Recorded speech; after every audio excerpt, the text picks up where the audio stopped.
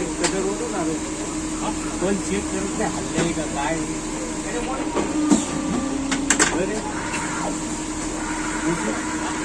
check कोण करत ना म्हटलं आपला जेव्हा हल्लाय का बघत नाही